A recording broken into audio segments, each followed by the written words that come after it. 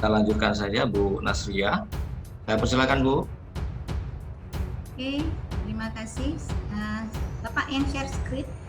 Baik, silakan Terima dibuka. kasih. Assalamualaikum warahmatullahi wabarakatuh. Assalamualaikum. Yang saya hormati, ya, yang jelasnya Pak Anton, Pak narasumber, dan teman-teman semua. Dalam hari ini saya akan mempresentasikan hasil penelitian saya. Saya fokusnya tentang sinergitas pemerintah Aceh dalam upaya, dalam upaya penanganan anak korban berangkat dari banyaknya kasus tentang korban anak kekerasan seksual.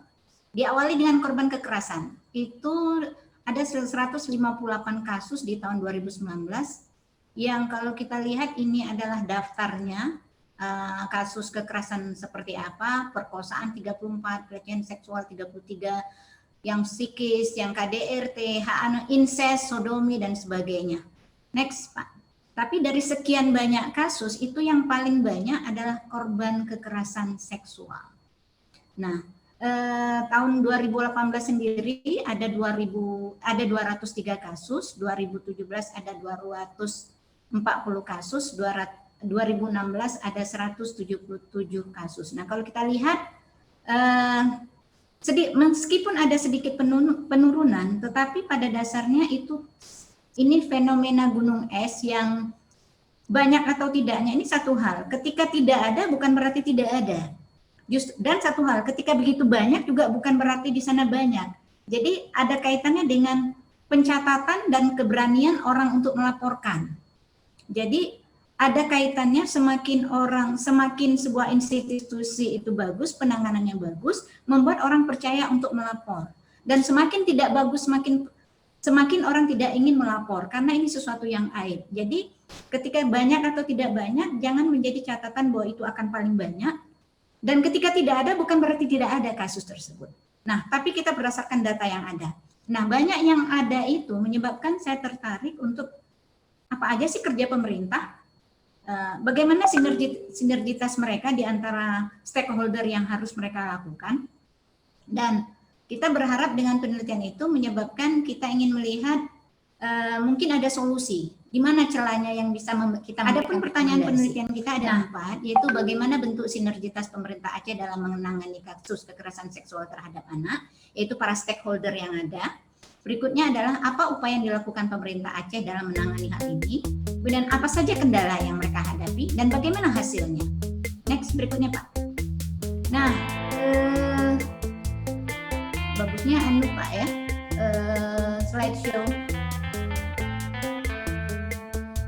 Oke, good. Nah, kami melakukan penelitian lapangan yang menggunakan metode deskriptif kualitatif dengan penelitian metode analitik. Ini ada sedikit kesalah pengetikan karena kadang-kadang copy paste. Awalnya memang kami menggunakan 10 informan, tetapi karena kendala COVID-19, jadi kami tidak bisa menjangkau 10, kami hanya bisa menjangkau 8 informan. Tetapi dari 8 informan itu sendiri kita sebenarnya sudah mengumpulkan data yang cukup karena setelah antara satu orang dengan orang lainnya kita melihat ada unsur kesamaan jawaban antara jawaban satu dengan jawaban lainnya. Jadi kami menggunakan snowballing teknik juga untuk ternyata ini sudah cukup karena jawaban antara satu narasumber dengan narasumber yang lain itu ada punya kemiripan. Adapun kita memilih informan tersebut dengan proposi sampling dengan karakteristik memiliki jabatan sebagai kepala instansi terkait, yang jelasnya yang menangani itu langsung, kemudian terlibat langsung dalam pembuatan kebijakan, pernah terjun langsung ke lapangan dan menangani kasus permasalahan yang serupa terkait penelitian ini. Nah, kita ada 4 lokasi penelitian khususnya yang penanganan ini P2TP2A-nya, yaitu wilayah pusat kota Banda Aceh, itu wajib karena memang kita pusat sentral dari pusat data itu seluruhnya itu di Banda Aceh. Kemudian wilayah timur kita membagi Aceh itu ke dalam 4, yaitu wilayah timur kita ambil Aceh Utara, dan wilayah tengah kita ambil Bener ya, wilayah barat kita ambil Abdian. Nah, cara kita mengambilnya ini ada kaitannya dengan data yang kita peroleh dari pusat data dari P2TP2 Provinsi Aceh. Kami melihat data yang tertinggi korban kekerasan seksual itu berada di daerah 4 tersebut, yaitu khususnya yang paling tinggi itu berada di Bener Meriah berikutnya di Aceh Utara, dan Abdiah dan Kota Banda Aceh sendiri. Dan dalam pengumpulan data kami menggunakan observasi, wawancara, dan studi dokumentasi, dan pengolahan analisis data kami menggunakan Miles and Haberman yang kami kutip dari Sugiono, yaitu menggunakan data reduction, data display, and conclusion and or drawing verification. Next. Hasilnya yang kami peroleh adalah, yaitu pertanyaan pertama, itu bagaimana bentuk sinergitasnya. Nah, mereka ini pada umumnya melakukan sinergitas menggunakan komunikasi, khususnya dengan kerjasama, yaitu membuat MOU. Jadi antara pihak, oh ya, saya lupa sedikit tadi bahwa kita meneliti tentang P2TP2A, kepolisian, rumah sakit, dan penanganan kasus itu P2TP2A, dan mereka itu ada kerjasama, yaitu antara DP3A, Dinas Kesehatan, Puskesmas, Kepolisian, Dinas Sosial, dan Pekerja Sosial. Itu mereka tuh ada kerjasama yang karena punya kaitan antara satu dengan lainnya. Karena diawali dengan pencegahan, penanganan, dan pemulihan. Kemudian apa yang mereka lakukan dalam membuat MOU itu, yaitu mereka membuat penyeragaman tupoksi supaya saling tidak tumpang tindih, tapi saling berkelanjutan. Kalau misalnya korban didapat, apa yang harus dilakukan? Misalnya kalau ternyata korban membutuhkan penanganan fisik, maka kita rujuk kemana? Oh, psikis, maka kemana kita rujuk? Dan apa yang harus dilakukan? Nah, sementara si pelaku, siapa yang akan menanganinya? Nah, itu jadi mereka tuh mengadakan penyeragaman tupoksi dalam hal itu. Kemudian selain itu, mereka juga melibatkan pihak lain, yaitu psikolog, konselor, dan unsur masyarakat, LSM. Dan ini sangat penting karena pada umumnya LSM yang menjadi kontrol mereka. Karena seringnya pemerintah agak sedikit terbuai dengan kondisi sehingga LSM menjadi pengontrol mereka. Dan apa upaya mereka lakukan? Upaya sinergitas yang dilakukan pemerintah yaitu satu hal lagi seperti tadi dikatakan ada AMOU. Kemudian membuat kebijakan, peraturan, sanksi, sudah banyak kebijakan-kebijakan yang dianggap mencoba berpihak. Walaupun ternyata setelah diaplikasikan masih ada yang bolong-bolong yang sehingga saat ini juga sedang digodok bagaimana kanun terkait sedang digodok untuk direvisi atau direview ulang.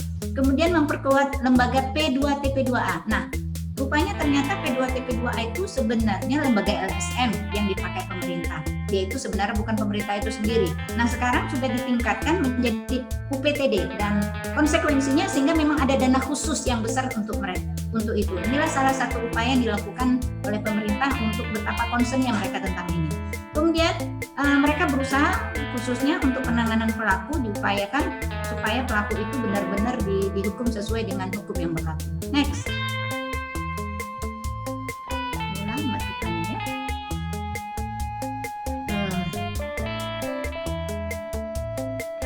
Dan berikutnya,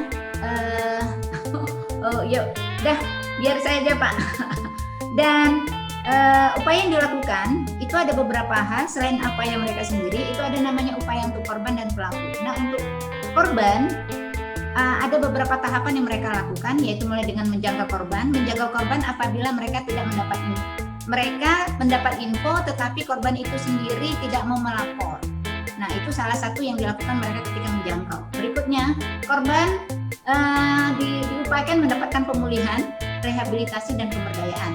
Kemudian melakukan pendampingan kepada korban dan penyediaan tenaga konselor, psikolog, dan khusus untuk psikolog yang ternyata kita peroleh informasi itu sangat kurang, sehingga dibentuk tim seperti cadangan atau seperti tim khusus yang mereka itu sendiri dilatih kembali dan fakta juga menunjukkan bahwa mereka itu sendiri ketika mendengar korban, mereka itu sendiri harus disupport. Inilah salah satu upaya yang dilakukan oleh pemerintah.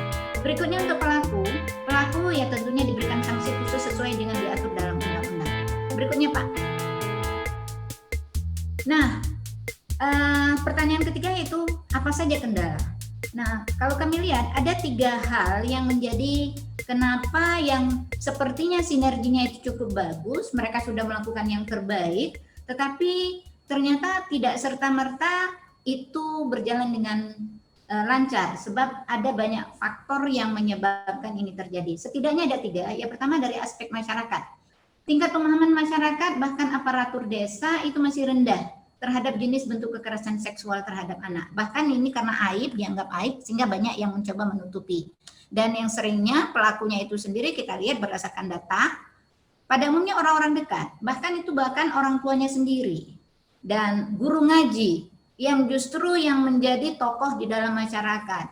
Kami menanyakan, kami data, khususnya yang di Banda Aceh, profil pelaku itu pada umumnya yang 40 tahun ke atas, secara ekonomi, perekonomian menengah ke bawah, secara pendidikan rendah, dan secara kedekatan dengan korban justru yang sangat dekat dengan korban.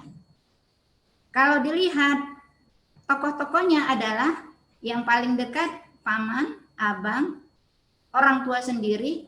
Kalau guru, dari sekian guru, guru salah satunya, dari sekian guru justru guru agama. Itu yang menjadi ironis. Kami dapat data dari khususnya di Banda Aceh dan juga kami dapat di daerah yang lain, di mana mereka tuh harus terlalu kaku sehingga kadang-kadang itu memberatkan korban. Korban itu tiba-tiba datang dan mereka tuh kalau yang di Banda Aceh lumayan bisa langsung dirujuk ke Kesdam, tetapi kalau di daerah itu mereka harus divisum dan visum itu harus bayar. Kalaupun ada kali berkaitan dengan BPJS itu menjadi kendala sendiri yang tentu saja mereka tuh biasanya korban adalah orang-orang yang tidak mampu, itu yang menjadi persoalan. Dan dari aspek pemerintah itu sendiri, yaitu minimnya SDM, contohnya psikolog itu sangat hampir tidak ada, dan berikutnya adalah dana. Bahkan ada sebuah P2TP2A itu hanya diberikan anggaran 20 juta per tahun. Bagaimana mereka bisa mengawal sebuah kasus yang mana kasusnya itu biasanya satu kasus itu sendiri cukup panjang untuk dikawal. Jadi itu yang menyebabkan kendala mereka akan agak sulit untuk menanganinya. Dan yang terakhir yaitu hasil sinergitas. Kalau kita lihat pada umumnya sinergitas yang antara satu dengan lainnya itu sudah cukup baik, tetapi itu tidak cukup karena kasus yang makin lama makin meningkat itu menyebabkan mereka butuh dana, butuh sinergi yang lebih erat lagi. Tetapi ada hal yang positif, dengan adanya sinergi ini yang membuat masyarakat udah makin percaya, partisipasi masyarakat pun makin tinggi, kemudian sudah mulai ada kesadaran untuk di kalangan masyarakat untuk bahwa ini penting dan mereka sudah mulai tahu bagaimana harus dibawa anak apabila ada terjadi kasus. Demikian dari kami. Assalamualaikum warahmatullahi wabarakatuh.